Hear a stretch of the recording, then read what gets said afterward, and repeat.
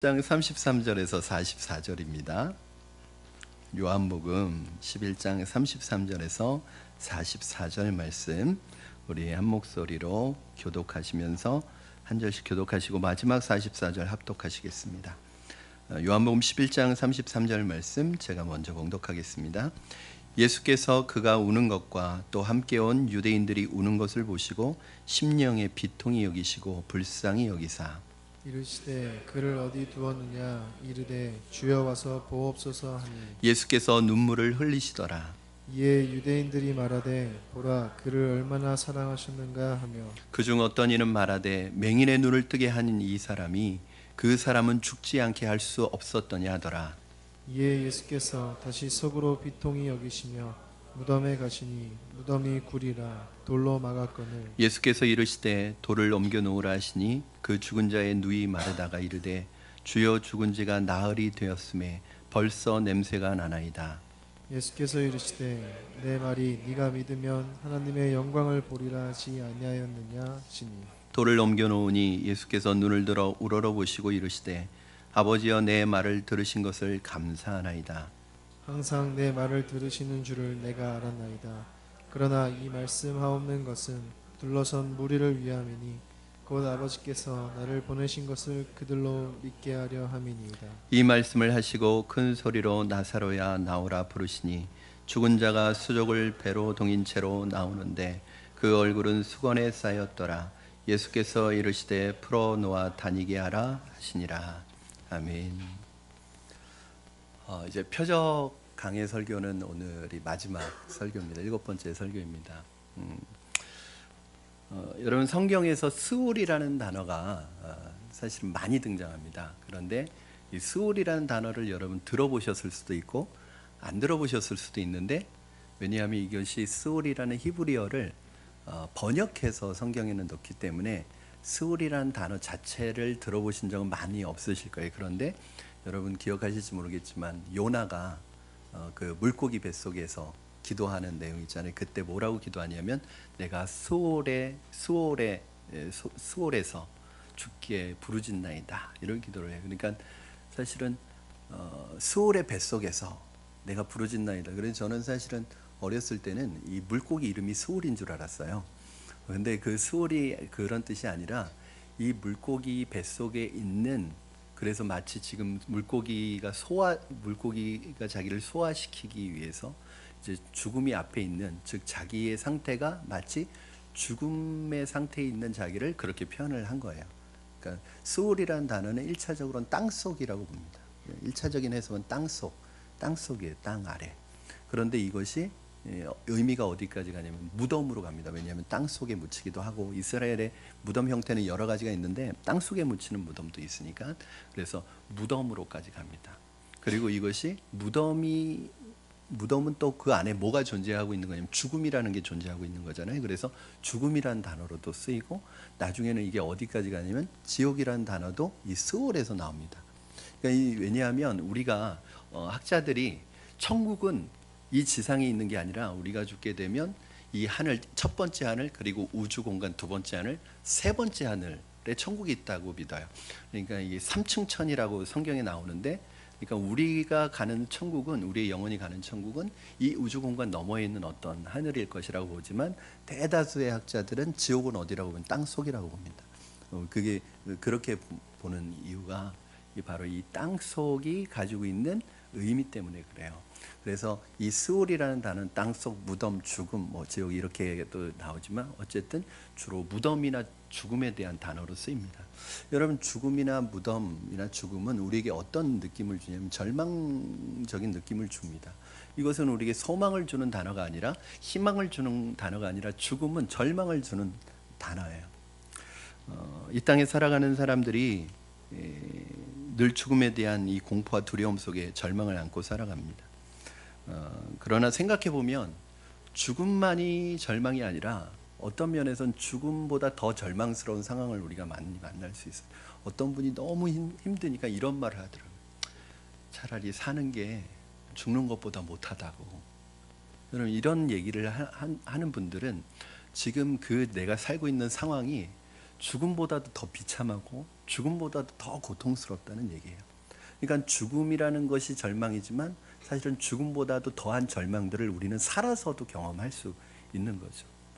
어느 날 우리의 삶에 찾아오는 이 절망스러운 상황들, 그 상황들로부터 우리가 할 수 있는 것은 무엇인가? 그 죽음의 절망으로부터 벗어날 수 있는 방법은 무엇일까요? 여러분이 혹시 지금 그러한 절망 속에 있는 분들도 있을 것이고, 언젠가는 우리가 인생을 살아가다가 한 번쯤은 또는 언젠가는 만나게 될 이 절망적인 상황들을 만났을 때 그때 여러분 어떻게 하시겠습니까? 오늘 본문은 그 해답을 우리에게 제시해 주는 본문입니다. 오늘 말씀이 혹시 절망과 낙심 가운데 있는 분들에게 주님의 음성으로 들려지기를 주님의 이름으로 축원합니다. 오늘 본문에 우리가 잘 아는 것처럼 나사로의 부활에 대한 표적을 다루고 있는데, 예수님의 표적 중에서 7번째 표적이면서 마지막 표적입니다. 이 사건이 일어난 장소를 어디라고 말하고 있냐면 베단이라고 얘기하고 있는데, 여러분 베단이 그러면 뭐가 생각나세요? 누가 생각나세요? 제일 먼저 베다니에 살고 있는 사람 중에서 마르다, 마리아, 나사로 이 세 사람이 생각납니다. 이 세 사람은 예수님과 아주 각별한 사이였어요. 그걸 어떻게 알 수 있느냐? 3절 말씀에 보니까 뭐라고 그러냐면 사랑하시는 나사로 이렇게 얘기를 해요. 그러니까 예수님께서 사랑하시는 나사로. 근데 여러분 요한복음에서 예수님이 사랑하시는 이라는 말을 듣는 사람 딱 2사람밖에 안 나옵니다. 그러니까 이 단어는 아무한테나 쓰이지 않고 딱 2사람에게만 쓰였어요. 그게 누굴까요? 요한. 그래서 여러분 요한복음에서 사랑하시는 제자 그러면 이 요한이 자기를 가리켜서 그렇게 쓴 거예요. 나 요한은 이렇게 쓰지 않고 자기 이름을 요한 이렇게 쓰지 않고 예수님이 사랑하시는 제자 그러면 그거 누구냐 하면 요한이에요. 요한. 그리고 또 한 사람이 있어요. 오늘 본문에 나오는 나사로. 이 2사람에게만 예수님이 사랑하시는 이라는 단어를 써요. 그러니까 얼마나 각별한 사이라는 걸 알 수 있죠. 그런데 그토록 사랑하는 나사로가 병에 걸렸습니다. 의사들조차도 손 쓸 수 없는 중병에 걸렸습니다. 그리고 그 병이 위독해서 이제 거의 죽음 직전까지 왔다는 것을 직감한 이 누이들인 나사로의 누이들인 마르다와 마리아가 사람 너무 급하니까 사람을 보내서 예수님 빨리 오셔서 나사로를 고쳐달라고 사람을 보냈어요. 자, 3절 말씀 한번 우리 같이 읽겠습니다. 11장 3절입니다. 시작. 이에 그 누이들이 예수께 사람을 보내어 이르되 주여 보시옵소서 사랑하시는 자가 병들었나이다 하니. 그러면 이렇게 다급한 누이들의 요청이 예수님께 들렸을 때 예수님은 당연히 어떤 반응을 보이셔야죠? 나에게 특별한 사람, 내가 더 사랑하는 사람이라면 모든 만사를 제쳐놓고 일단 달려가야 되지 않겠습니까? 그렇잖아요. 내가 더 특별하고 나에게 특별한 내가 애정을 쏟는 사람이라면 불이 나게 달려갔을 거예요. 우리들은. 그렇죠? 그런데 예수님께서는 놀랍게도 우리가 전혀 이해할 수 없는 의외의 반응을 보이십니다. 우리 5절에서 7절 말씀 같이 한번 읽겠습니다. 5절에서 7절입니다. 시작. 예수께서 본래 마르다와 그 동생과 나사로를 사랑하시더니 나사로가 병들었다 함을 들으시고 그 계시던 곳에 이틀을 더 유하시고 그 후에 제자들에게 이르시되 유대로 다시 가자 하시니. 주님은 이해하기 어려운 반응을 보이시는데 그곳에서 그 다급한 요청을 듣고 불이 나게 달려가신 게 아니라 어떻게 해요? 특별한 일도 없는데 이틀을 더 지체하셨다가 가셨다는 거예요. 여러분 그 이틀을 지체하는 사이에 어떤 일이 벌어지냐면 그 사랑하는 나사로가 죽게 됩니다. 그러니 예수님이 오시기만을 목이 빠지게 기다리고 있던 마르다와 마리아 이 2자매가 얼마나 상심이 컸겠습니까? 그래서 예수님께서 오셨다는 말을 듣자마자 이 2자매가 곧바로 동구밖까지 나가서 마음속에 그 섭섭함과 그 슬픔을 표현하면서 주님께서 계셨더라면 나사로가 죽지 않았을 텐데요. 이게 뭐냐면 지금 섭섭하다는 거예요. 그래도 우리 특별한 사이라고 알았는데, 우리 그래도 각별한 사이라고 알았는데 예수님 그렇게 다급하게 요청을 했는데 우리가 그 요청을 하는데도 예수님 이렇게 지체를 하셔서 늦게 오시면 어떻게 하냐는 거예요. 이미 늦었다는 거예요. 우리가 여기서 의문을 갖지 않을 수 없습니다. 왜 예수님께서 그 사랑하시는 자가 지금 위독해서 사경을 헤매고 예수님을 그렇게 다급하게 찾는데 일부러 특별한 일도 없는데 이틀이나 더 그곳에 머무셨다가 오셨을까요? 성경에서는 이것을 두 가지로 설명을 합니다. 우리 14절 15절 말씀 여러분 같이 그 이유가 무엇인지 한번 보도록 하겠습니다. 14절 15절 시작. 이에 예수께서 밝히 이르시되 나사로가 죽었느니라. 내가 거기 있지 아니한 것을 너희를 위하여 기뻐하노니 이는 너희로 믿게 하려 함이라. 그러나 그에게로 가자 하시니. 예수님께서 이틀을 지체하신 첫 번째 이유가 뭐냐면 제자들의 믿음을 더욱 성숙시키게 하기 위해서 지체하셨다는 거예요. 여기 제자들은 단순히 12제자만 가리키는 게 아니라 심지어는 마르다, 마리아까지도, 나사로까지도, 그리고 더 확대해서 적용한다면 저와 여러분들도 이 제자 안에 들어가는 거예요. 여러분, 오늘 마르다와 마리아가 주님에게 항의하는 공통적인 내용이 뭐냐면 주님이 여기 계시기만 하셨다면, 이들은 주님께서 자기들과 함께 이 고난의 자리에 계시기만 하시면 모든 문제가 해결됐을 것이라고 생각합니다. 그렇기 때문에 주님이 계시면 이 고난의 문제가 해결될 것이라고 생각했기 때문에 그토록 주님이 이 자리에 빨리 오시기를 원했던 거예요. 여러분, 이것이 저는 오늘 본문이 굉장히 중요한 본문이라고 생각합니다. 여러분, 우리는 늘 어떻게 생각하냐면 주님이 늘 우리와 함께 계신다. 그러니까 우리의 신앙의 단계가 있어요. 주님이 나와 함께 계시는지를 모르고 살아가는 초보적인 단계가 있어요. 그런데 어느 순간에 우리 안에 믿음이 생기면, 주님이 나와 함께 하신다는 믿음이 생기면 그렇게 은혜스럽고 기쁜 거예요. 왜? 이 믿음만 있으면 내가 어려운 가운데 있을 때, 절망 가운데 있을 때, 아픔 가운데 있을 때, 고난의 자리에 있을 때도 하나도 힘들지 않아요. 왜냐하면 주님이 나와 함께 계시니까. 주께서 나와 함께 하시니 사망의 음침한 골짜기도 내가 두려워하지 않은 것은 주께서 나와 함께 하심이라. 뭐 이렇게 마음을 먹으면서 갈 수 있잖아요. 이건 믿음이 조금 성숙해진 거예요. 그런데 주님이 원하시는 믿음의 단계는 어디냐 하면 바로 주님이 함께 계시지 않을 수 있다는 거예요. 이 말은 뭐냐 하면, 이분들의 주님이 나와 함께 계시면 모든 문제가 해결될 것이다, 이 말은 뭐냐 하면, 그럼 주님께서 나와 공간적으로 이 자리에 함께 하시면 주님의 능력은 나타나지 않을 것이라고 생각합니다. 인간은 항상 공간적인 한계 속에서 살다 보니까 하나님도 공간적인 한계를 가지고 있을 것이라고 생각해요. 그래서 주님이 내 고난의 자리에 함께 하지 않는다고 생각이 들 때, 주님께서 지금 이 자리에 없다고 생각할 때, 나와 함께 계시지 않다고 생각할 때 불안해지기 시작하고, 주님이 원망스러워지기 시작하고, 주님에게 불평이 나오기 시작합니다. 그런 면에서 마르다와 마리아가 굉장히 신앙이 좋은 사람들이잖아요. 그런데 공간적인 한계를 넘지 못하는 신앙을 가지고 있는 거예요. 우리 중에도 그럴 수 있습니다. 보면 믿음이 참죠. 주님 사랑해요. 주님 없이 못 살겠어요. 주님 늘 나와 함께 계세요. 그럼 찬송도 하고 즐겁게 지내요. 그런데 어느 날 주님이 나와 함께 계시지 않을 때, 그때는 신앙이 무너지는 거예요. 여러분, 저는 이 표적 설교들을 우리가 그동안 계속 살펴보면서 주된 핵심 뭐냐면, 풍랑 속에서도 어디에서도 주님이 나와 함께 계시면 내가 이길 수 있다. 이게 굉장히 메시지였잖아요. 근데 오늘 본문이 중요한 게 뭐냐면, 그럼 주님이 함께 계시지 않을 때는 어떻게 할까요? 주님이 함께 계시지 않을 때도 있다는 거예요. 왜? 주님이 의도적으로, 일부러, 즉 기본적으로는 주님이 늘 우리와 함께 계세요. 우리와 동행하세요. 우리를 붙들고 계세요. 우리에게 그때그때 힘주세요.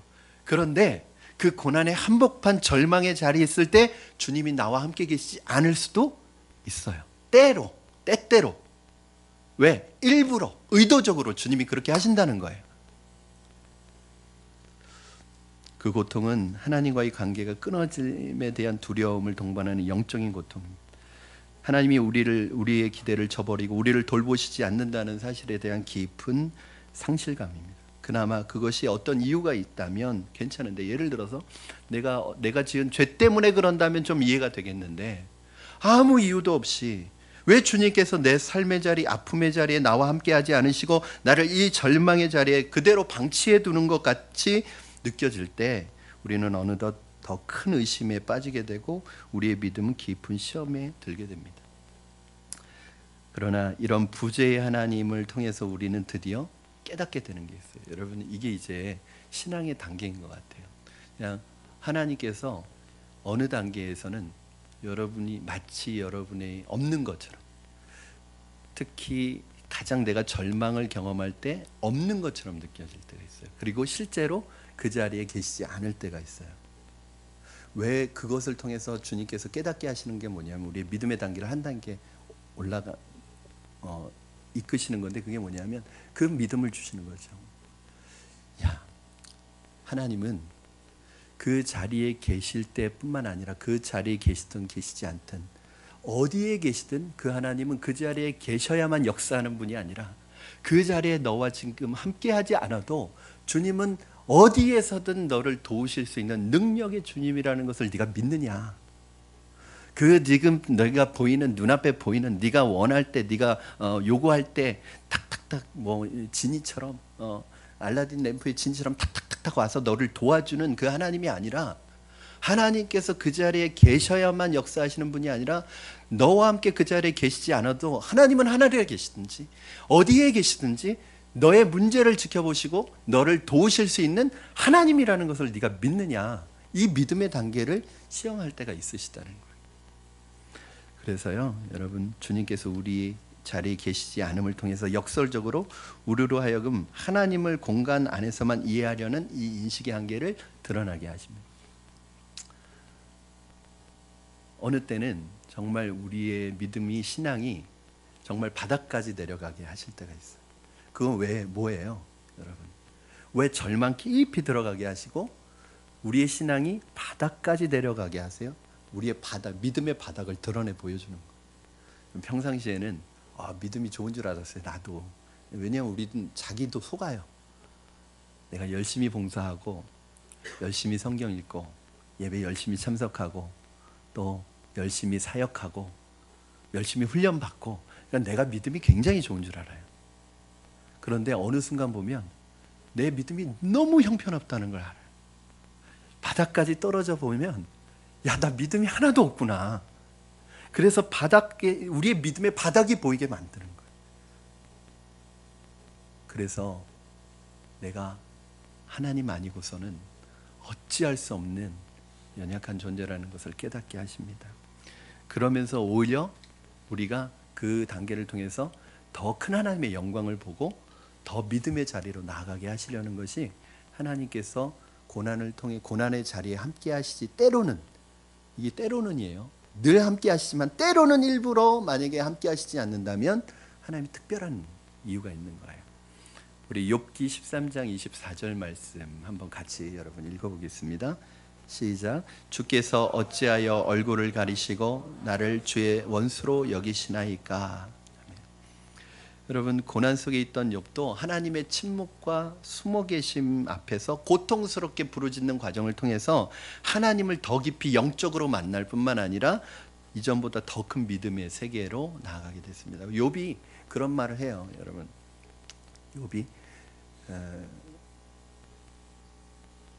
욥이 가지고 있었던, 그 사람이 욥이 가지고 있었던 부가 굉장한 부를 가지고 있었고, 뭐 사람들이 볼 때 욥은 다, 야, 저 사람은 하나님이 복 받은 사람이야. 왜냐하면 재산도 뭐 어마어마했고요. 자녀들 10명. 그 당시에 자녀가 많은 게 재산이니까.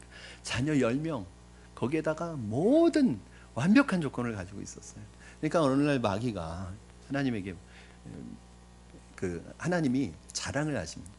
야, 이 욥 같은 사람이 어딨냐? 그랬더니 마귀가, 하나님, 그거 하나님이 복을 주셨으니까, 저렇게 물질도 많고 세상적인 복을 많이 주셨으니까 그렇게 하나님을 믿죠. 만약에 저거 없어지면 욥도 하나님을 저주할 거예요. 하나님이, 그래, 네가 가서 한번 시험해봐라. 내가 욥은 내가 믿는다. 내 욥은 그런 사람이 아니다. 그래서 시험을 하는데 한순간에 모든 걸 다 뺏어갑니다. 부도 뺏어가고 자녀들도 뺏어가고, 그러니까 거기에다 몸에 질병까지. 여러분, 이 정도 되면 사실은 내 믿음의 바닥이 완전히 드러난 거예요. 욥의 부인이 와서 뭐라고 그래요? 나 같으면 하나님 저주하고 죽겠다. 그런데 그때 욥이 뭐라고 하냐면, 주신 자도 여호와시오, 취하신 자도 여호와시니 여호와의 이름이 찬송을 받을지어다. 여러분, 뭐 이런 얘기를 해요.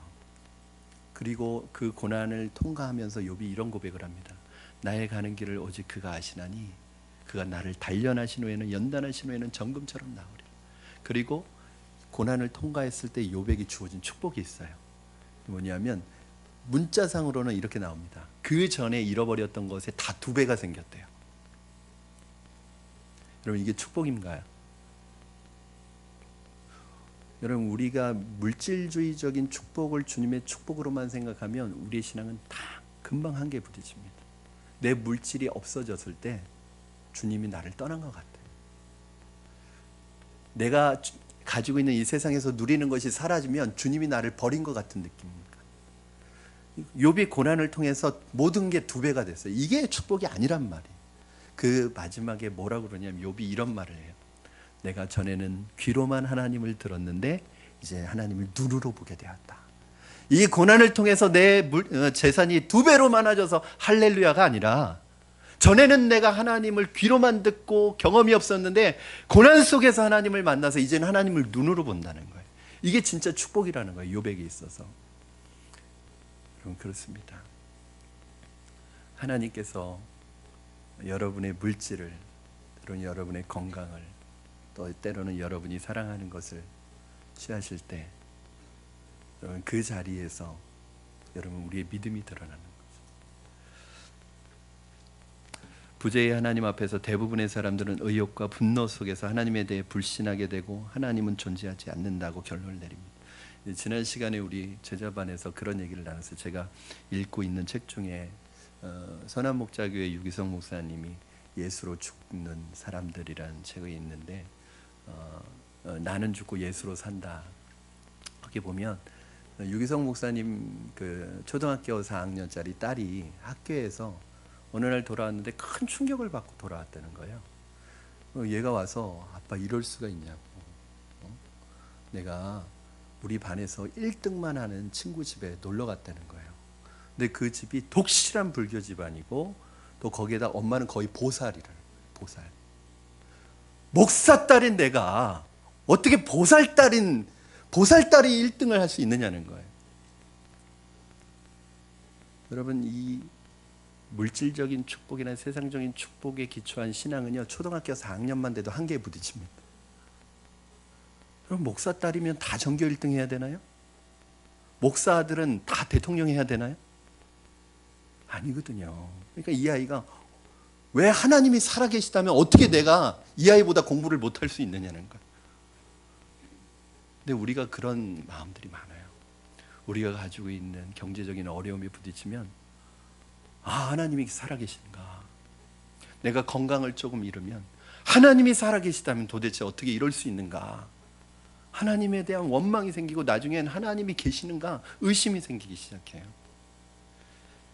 그런데 경건한 성도는 오히려 시험과 고통과 의욕 속에서 더 큰 하나님의 영광을 보게 되고 하나님의 침묵과 부재 속에서 오히려 깊은 믿음의 자리로 나아가게 되는 것을 볼 수 있습니다. 바로 예수님께서 의도적으로 이틀을 더 머무셨던 이유는 바로 이제 제자들이 병을 고치는 주님이 아니라 죽은 자를 살리시는 주님을 보게 될 거예요. 더 큰 영광을 보게 될 거예요. 여러분, 그렇게 생각하세요. 여러분에게 오는 절망의 자리는 절망이 아니라 그 절망을 소망으로 바꾸시는, 그 절망을 생명으로 바꾸시는 예수님의 놀라운 기적을 보게 되는 통로가 될 줄로 믿습니다. 이 믿음이 있어야 돼요. 그러니까 지금 현재 주님이 나와 함께 계심이 느껴지지 않는다고 주님이 계시지 않는 것이 아니라, 주님은 지금 내 마음의 감정과 상관없이, 그리고 여기 계시는 것과 안 계시는 것과 상관없이 언제든지 어디에서든 내 문제를 다루시고 내 문제를 이기게 하시는 주님인 것을 여러분 믿으셔야 해요. 이걸 주님께서 우리에게 요구하시는 거예요. 야, 너 꼭 내가 눈에 보여야지만 나 믿을래? 우리 맨날 그러죠. 주님 보여주세요. 그럼 믿겠습니다. 주님 뭐라 그러세요? 보지 않고 믿는 자가 더 복되다. 예수님이 이틀을 더 머무신 두 번째 이유는, 첫 번째는 공간적 한계의 신앙을 벗어버리게 하려고, 두 번째는 시간적 한계를 넘어서는 신앙을 갖게 하기 위해서입니다. 주님이 나사로의 무덤 앞에서 눈물을 흘리시면서 돌을 옮겨 놓으라고 말씀하십니다. 그때 마르다가 이렇게 얘기합니다. 39절 우리 같이 읽겠습니다. 시작. 예수께서 이르시되 돌을 옮겨 놓으라 하시니 그 죽은 자의 누이 마르다가 이르되 주여, 죽은 자가 나흘이 되었음에 벌써 냄새가 나나이다. 이 말은 무슨 말이에요, 여러분? 이 마르다의 말을 잘 들어보시면 여러분 이 말을 읽지 마시고 들어보셔야 돼요. 뉘앙스를 살리면 부정적인 뉘앙스예요, 긍정적인 뉘앙스예요? 부정적이죠. 무슨 말이에요? 여러분 나흘이 지났어요, 이 말이에요. 나흘이 지났다는 말은 아무리 주님이라고 해도 주님의 능력도 나흘이 지난 나사로를 살릴 수는 없습니다. 그 말이에요. 나흘이 지났기 때문에 주님의 능력도 소용이 없습니다. 이 말이에요. 여러분 죽음이라는 것을 이렇게 정의를 내리는 분이 있어요. 공간적인 절망과 시간적인 절망을 가져다 주는 사건. 그러니까 공간적인 절망이라는 건 뭐냐면 이제 더 이상 사랑하는 사람과 만날 수 없어요. 물리적으로 함께 있을 수 없어요. 두 번째는 사랑하는 사람을 영원히 볼 수 없어요. 시간적으로 분리되는 거예요. 그래서 믿지 않는 분들은 장례식을 뭐라고 불러요? 영결식이라고 부릅니다. 영결식. 영결식이 무슨 뜻이에요? 영원히 이별한다는 뜻이에요. 여러분 장례식에서 시간의 절망을 맛보게 되는 거예요. 근데 마르다가 언급한 이 사흘이라는 단어는 유대인들의 의식 속에서는 시간의 한계를 보여주는 시간이에요. 제가 여러분에게 유대인의 장례식을 간단하게 소개해드리면 우리는 며칠장을 하죠. 보통 일반적으로는 3일장하고 4일장을 하는 경우도 있지만 이 유대인들은 일주일 동안 장례를 치러요. 그런데 좀 이해할 수는 없지만 첫째 날부터 셋째 날까지는 속으로 웁니다. 그러니까 혼자서 눈물을 흘려요. 소리도 내지 않고 집에서 아무도 보는 사람 없이 눈물을 흘려요. 그런데 나흘째 되는 날부터는 무덤 앞에 와서 방성대곡하면서 통곡하면서 울어요. 심지어는 전문적으로 우는 사람까지 불러다가 같이 막 우는 거예요. 이게 뭐냐면 3일째까지는 육체가 죽는 시간이라고 생각을 하고 나흘째부터는 그 영혼이 완전히 죽음에 사로잡히는 시간, 다른 말로 하면 죽음의 절정을 이루는 시간이라고 생각해서 이제는 도저히 살아날래야 살아날 수 없는 사람이라는 생각을 하게 돼서 나흘째부터는 그때부터는 아주 통곡을 하면서 우는 거예요. 그런데 오늘 보니까 마르다가 며칠째 무덤 앞에 왔어요? 예수님이 나흘째 나사로의 무덤 앞에 왔을 때 그때 친구들과 함께 와서 통곡하면서 울고 있었다는 거예요.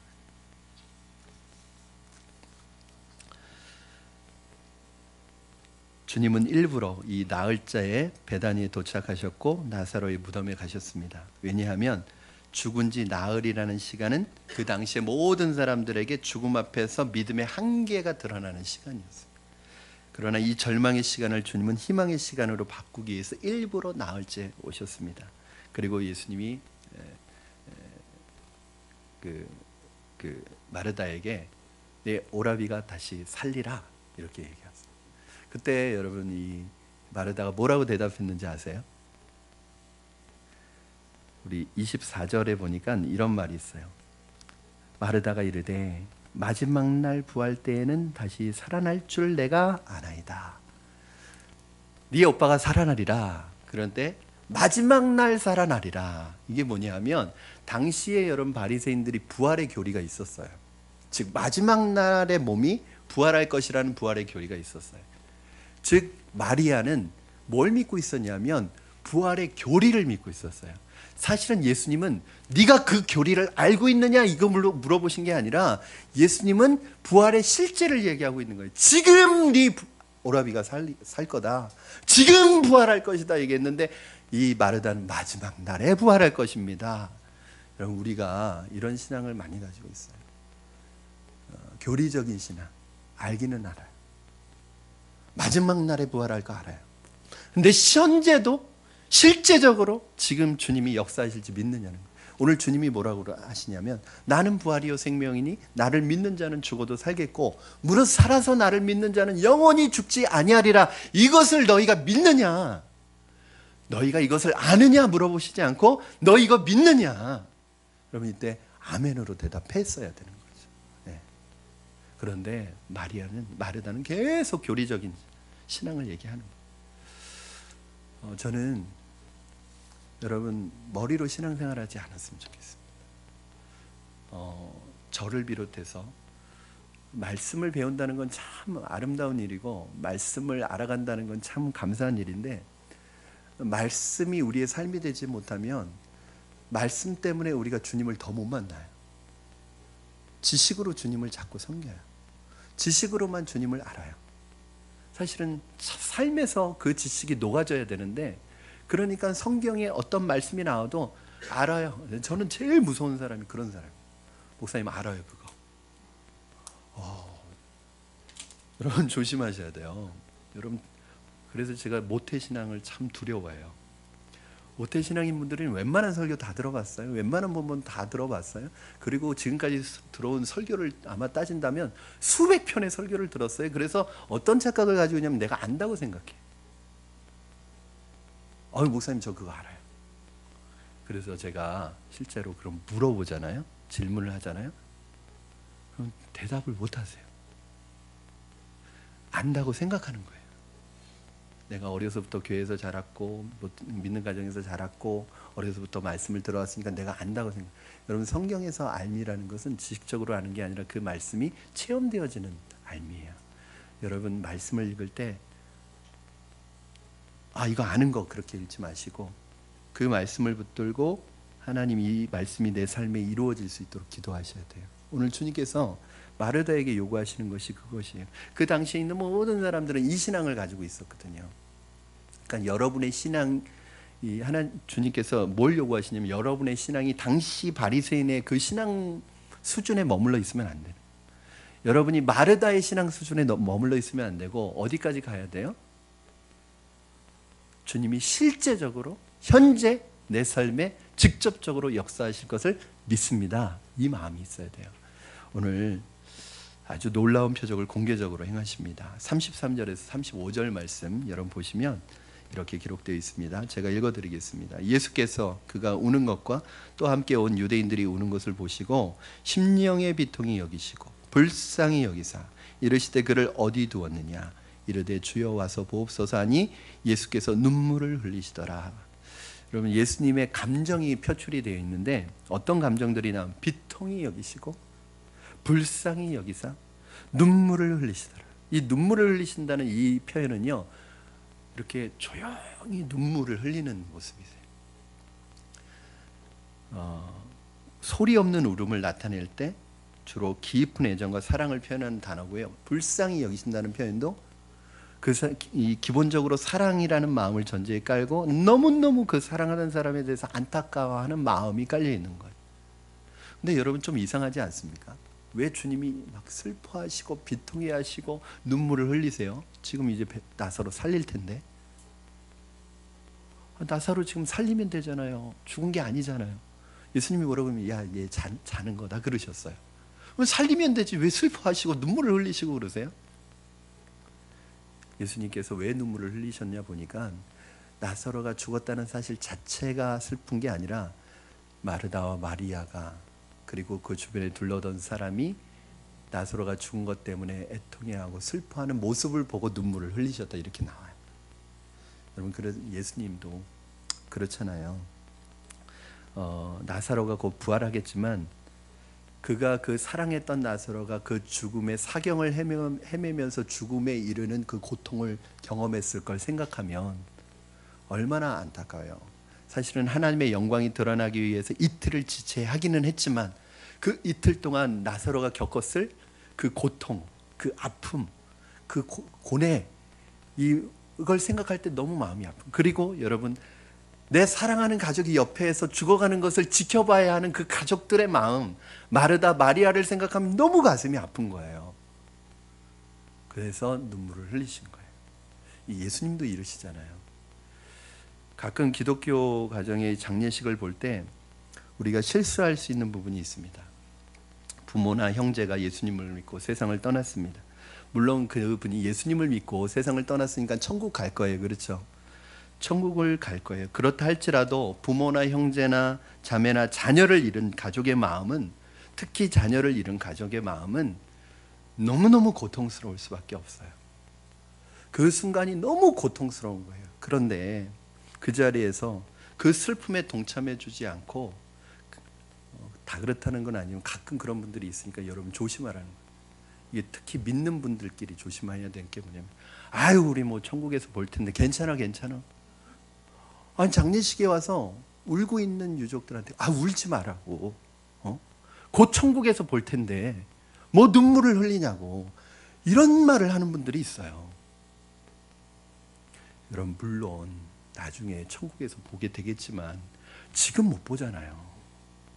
내가 사랑하는 사람이 지금 내 곁에 없잖아요. 그 사람을 더 이상 볼 수 없잖아요. 그 고통이 있는 거잖아요. 그런데 거기에다가 목사님들도 그런 분들이 있어요. 오늘 여러분 슬퍼하지 마십시오. 우리 성도가 천국에 있기 때문에 오늘 우리는 기뻐해야 됩니다. 이렇게 설교하는 분들이 있어요. 그게 틀린 말은 아니지만 경우가 없는 말이에요. 상식이 없는 말이에요. 예수님도 오셔서 야 살아날 거니까 기뻐해라 이러지 않으셨다고요. 같이 울어주셨다고요.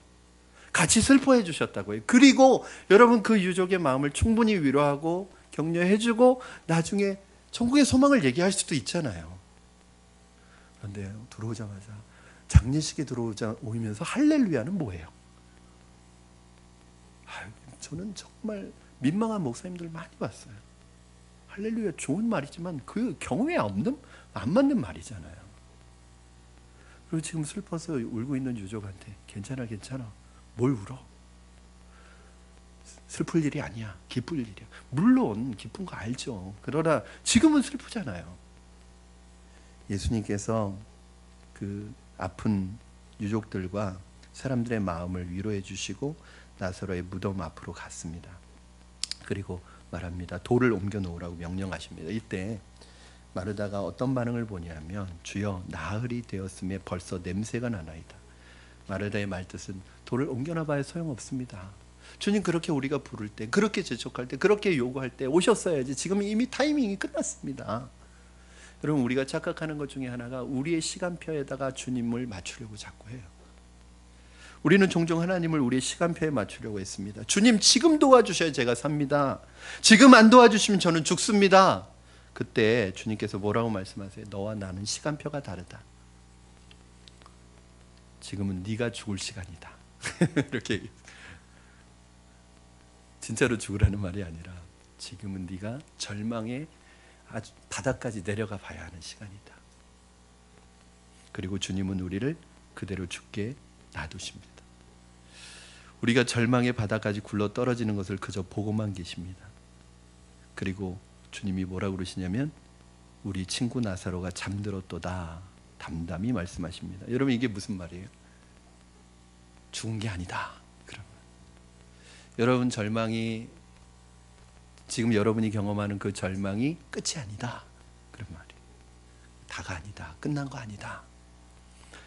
여러분 이와 같이 주님은 우리의 시간표에 맞춰 행동하시지 않습니다. 드디어 주님의 시간이 이르면 돌을 옮겨 놓으라고 명령하십니다. 주저하는 마리아에게 예수님은 내 말이 내가 믿으면 하나님의 영광을 보리라고 하지 않았느냐.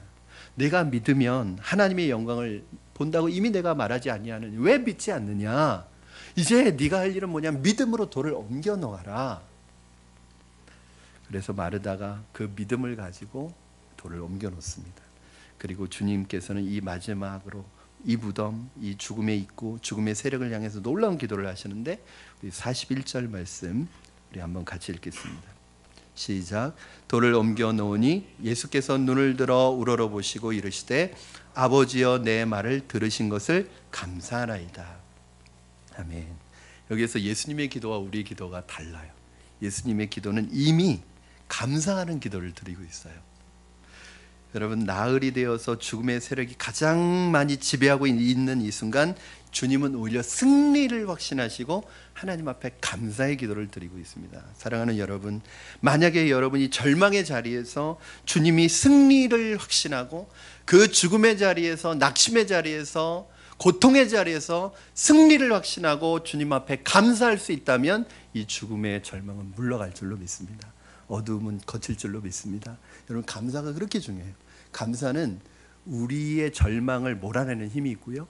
우리의 어두운 안개를 몰아내는 힘이 있고요. 우리에게 믿음을 견고하게 만들어주는 힘이 있어요. 그래서 저는 확신하는 게 있어요. 여러분 제가 건강이 안 좋으신 분들은 잘 들으시기 바랍니다. 제가 여러분에게 만병통치약을 드릴 거예요. 오늘 이거 하나씩 받아가셔야 돼요. 뭐냐면 감사예요. 감사. 여러분 아무리 좋은 건강식품 드시고요, 좋은 약 다 가져다 드시고요, 좋은 음식 다 드셔보세요. 그리고 날마다 원망하고 불평하고 그러면요 절대 건강할 수가 없어요. 오해하시면 안 됩니다. 그렇다고 지금 몸이 아픈 분이 감사를 안 해서 그렇단 말이 아니에요. 그런 말이 아니에요. 여러분이 질병 때문에 어떤 환경적인 이유 때문이나 내가 건강을 잘 관리하지 못해서나 또 어떤 경우에는 내 건강에 문제가 있어서 건강에 연약함이 왔을 때 저는 감사를 회복하셨으면 좋겠어요. 어떻게 감사해요? 아, 목사님 지금 감사할 상황이냐고. 감사할 게 어딨냐고 내가. 그분은요 평생 감사할 게 없는 분이. 상황과 환경 때문에 감사하는 분은요 감사할 수 없어요. 왜? 여러분 보세요. 여러분의 상황과 환경이 좋을 때가 많은가요? 나쁠 때가 많은가요? 나쁠 때가 많은 정도가 아니라 나쁜 눈으로 보면 다 나쁜 상황이에요. 저희가 매년 그러잖아요. TV에서 꼭 나오는 뉴스가 있어. 올해 최악의 경기. 맨날 최악의 경기래요. 아니 그놈의 경기는 맨날 최악이에요. 그런데 놀라운 것은 최악의 경기니까 안 되겠구나 이게 아니라 그 최악의 경기 속에서 치고 올라오는 사람들이 있다니까요. 그러니까 보는 눈이 틀린 거예요. 내 상황 때문에 감사하는 게 아니라 이 상황 속에서 하나님이 역사하실 걸 믿고 하나님께서 승리하실 걸 믿고 미리 감사하는 거예요. 제가 우리 성도님들에게 그런 말씀 자주 드립니다. 사막에 비가 오지 않아서 사막이 되는 거냐, 사막이기 때문에 비가 오지 않는 거냐, 뭐 이런 질문을 해요. 거의 이 질문은 다 받아보셨을 거예요. 왜냐하면 제가 신방 가서 다 한 번씩 했으니까. 여러분 비가 내리지 않아서 사막인가요? 아니면 사막이기 때문에 비가 오지 않는 건가요? 1번, 2번. 1번, 2번. 둘 다 맞죠. 비가 내리지 않으니까 올라갈 물이 없으니까 내려올 물도 없는 거예요. 이게 물은 순환이 돼야 되잖아요. 마찬가지로 물이 물을 끌어당기는 거예요. 여러분 감사가 감사를 끌어당기는 거예요. 여러분 감사하면 감사할 일이 생길 줄로 믿습니다. 미리 감사하면 하나님께서 미리 우리가 감사하면 그 우리의 믿음의 고백에 맞춰서 감사할 일을 가져다 주세요. 근데 문제는 반대로 생각해 볼 수도 있죠. 원망하고 불평하면 원망과 불평이 계속 끌어당겨서 여러분 신기한 게 있습니다. 원망하고 불평하는 분들은 늘 원망하고 불평이 이게 신기해요. 왜 그런지 아세요? 원망하고 불평하니까 계속 원망할 일이 생겨요. 아니 이건 진리예요, 여러분. 거의 맞아요. 그러므로 여러분 감사를 회복하시기를 바랍니다. 여러분 지금 내가 현재 있는 위치는 절망스러워도 고통스러워도 아파도 이 절망에서 나를 건지실 주님을 믿으시기 바랍니다. 그러면 우리가 감사할 수 있죠. 오늘 본문에 보니까 주님께서 조용히 당신만 들리도록 기도하신 게 아니라 오늘 본문에 보면 큰 소리로 말씀하셨대요. 여러분 왜 기도를 하는데 굳이 큰 소리로 기도하셨을까요? 42절 같이 읽겠습니다. 시작. 항상 내 말을 들으시는 줄을 내가 알았나이다. 그러나 이 말씀을 하옵는 것은 둘러선 무리를 위함이니 곧 아버지께서 나를 보내신 것을 그들로 믿게 하려 함이니이다. 아멘. 주님께서 오늘 일부러 큰 소리로 기도하셨는데 그 이유가 뭐냐면 둘러선 무리들 그들로 믿게 하려 함이니라. 여러분 이게 표적의 의미예요. 즉 이 표적이라는 것은 어떤 의도를 가지고 있냐면 저들이 내가 하나님의 아들이고 내가 하나님이 보내신 자라는 것을 저들로 하여금 믿게 하려고 내가 지금 큰 소리로 말하고 있다는 거예요. 사랑하는 여러분, 저는 여러분이 세상 속에서 여러분의 목소리를 크게 내시기를 바랍니다. 교회 안에서 목소리 내지 마시고요. 이 큰 소리를 내라는 게 진짜 목소리 크게 내고 다니라는 게 아니라 위축되지 마시라고요. 여러분 세상 속에서 세상을 향해 믿음의 목소리를 내고 믿음의 선포를 해야 그들의 믿음의 역사가 나타나는 거예요. 내가 내 믿음을 선포하고 내 믿음을 나타내고 내 믿음을 선언해야지 내 주변에 있는 사람들이 내 소리로 말미암아 그들이 믿음에 이르게 되는 거지. 우리 너무 믿음 생활 조용하게 하고 있는 거 아닌가요? 5년, 전 깜짝 놀란 얘기도 들었어요. 4년 동안 학교를 같이 다녔는데 그 대학교에서 교회 다니고 있던 걸 몰랐대요. 4년 동안 친구가. 그것도 사이가 안 좋은 친구가 아니라 친한 친구인데 4년 동안 같이 다녔는데 교회 다니는 걸 처음 알았대요. 졸업식 때 교회에서 와가지고. 직장에서 술자리에서 싸움이 일어나가지고 경찰서에 끌려갔는데 경찰서에 양쪽 분의 목사님이 오셨대요. 그래서 이분이 경찰서에서 교회 다니는 걸 처음 알았대요. 물론 여러분 중에는 그런 분은 안 계시겠지만 여러분의 신앙을 믿음으로 선포하십시오. 왜요? 잘난 척하기 위해서가 아닙니다. 주목받기 위해서가 아닙니다. 바로 그들로 믿게 하기 위해서입니다. 여러분의 믿음의 선포와 믿음의 증거와 믿음의 선언이 여러분 주변에 있는 분들을 믿음에 이르게 하는 믿음의 선언이 되기를 주님의 이름으로 축원합니다. 이 시간 우리들 가운데 혹시 질병이나 불치의 병 때문에 자신이 점점 절망에 빠져들어가고 있다고 느끼시는 분이 계실지도 모르겠습니다. 또 사랑하는 가족이 이러한 질병과 엄청난 병으로 인해서 고난으로 인해 절망을 경험하고 있는 분들 계실지도 모르겠습니다. 그리고 이 아침에 이 자리에 죽음의 세력에 의해서 절망의 포로가 되어서 살아가고 있는 깊은 절망을 경험하고 있는 분들도 있을지 모르겠습니다. 그러나 우리가 완전히 죽었다고 여길 때 절망의 세력이 가장 크게 역사할 때 주님께서 우리에게 다가와서 이렇게 말씀하십니다. 나는 부활이요 생명이니 나를 믿는 자는 죽어도 살겠고 무릇 살아서 나를 믿는 자는 영원히 죽지 아니하리라. 네가 이것을 믿느냐? 네가 이걸 믿느냐? 우리가 아멘으로 대답할 수 있습니까? 그 믿음이 여러분에게 있습니까? 교리적이고 형식적이고 지식적인 정보를 믿는 것이 아니라 하나님께서 내 인생의 절망, 죽음의 절망, 어둠의 세력을 지금 현재적으로 내 삶에서 몰아내실 것을 여러분 믿음으로 고백할 수 있습니까? 아멘. 이때 아멘으로 말씀하셔야 돼요. 무덤을 향하여 예수님이 나사로야 나오너라 이렇게 얘기합니다. 주님의 명령이 오늘 저와 여러분의 무덤 속과 같은 절망의 자리에서 우리에게 들려지는 하나님의 음성이 되기를 바랍니다. 오늘 이 음성이 우리에게 들려주시는 하나님의 음성이 되기를 바랍니다. 나사로야 나오너라. 여러분 한번 따라해 보세요. 나사로야 나오너라. 이번에는 여기에 자기 이름을 넣고 형민아 나오너라. 여러분 그래요. 여러분 지금 그 무덤 같은 어둠의 절망의 자리에서 주님이 여러분을 향해서 이거 지금 외치시는 거예요. 김집사야, 그 절망의 자리에 주저앉아 있지 말고 지금 나와, 벗어나, 일어나. 거기에 주저앉아 있지 마. 왜 절망에서 주저앉아 있어? 네가 믿는 하나님이 그런 하나님이니? 네가 믿는 하나님이 그 정도의 하나님밖에 안 되니? 일어나라. 이 음성이 바로 오늘 우리에게 들려지는 음성이에요. 어둠과 절망과 죽음의 자리에서 머물러 있지 말고 생명으로 나오라는 이 말씀이 오늘 저와 여러분에게 주시는 말씀이 되기를 원합니다.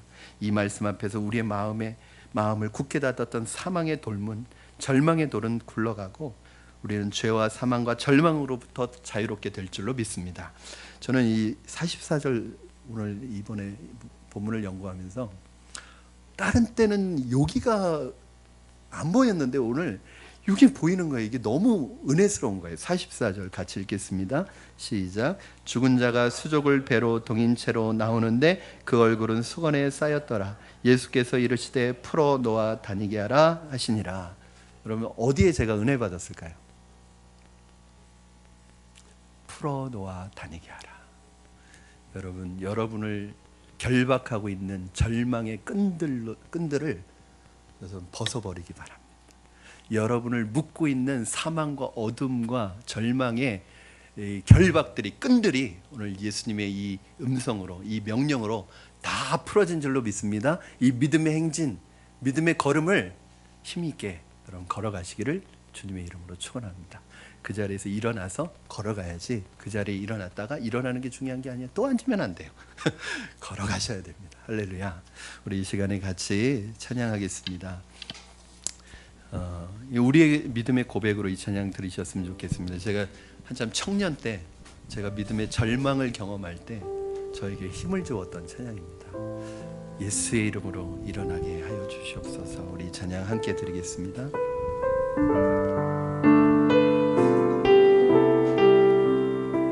우리 계속 반복해서 부르겠습니다. 예수의 이름으로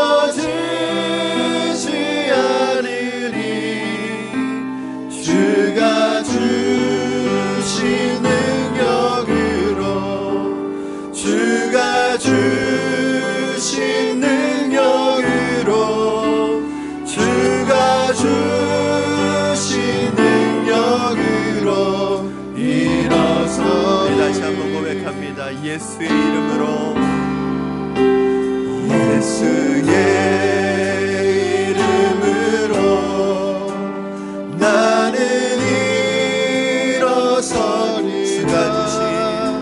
주가 주신 능력으로 나는 일어서리.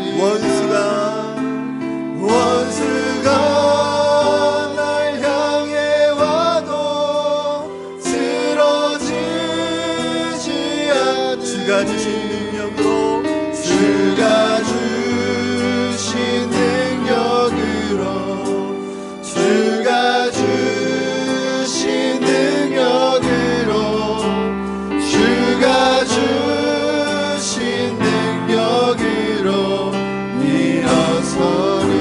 예수의 이름으로 나는 일어서리라. 예수의 이름으로 나는 일어서리라. 주가 주신 능력으로 나는 일어서리라. 원수가 날 향해 와도 쓰러지지 않으리. 주가 주신 능력으로 주가 주신 능력으로 주가 주신 능력으로 일어서리. 우리 이 시간에 같이 기도하실 때 하나님, 절망의 자리에서 절망의 자리를 경험할 때, 고난과 아픔과 슬픔의 한가운데 있을 때 하나님, 주님이 계시지 않기 때문에 않는 것처럼 느껴져서 하나님, 내 마음이 낙심하지 않게 해 주시옵소서. 주님은 나와 여기 함께 계시든 나와 함께 계시지 않든 어디에서든 우리를 도우시는 하나님인 것을 믿습니다.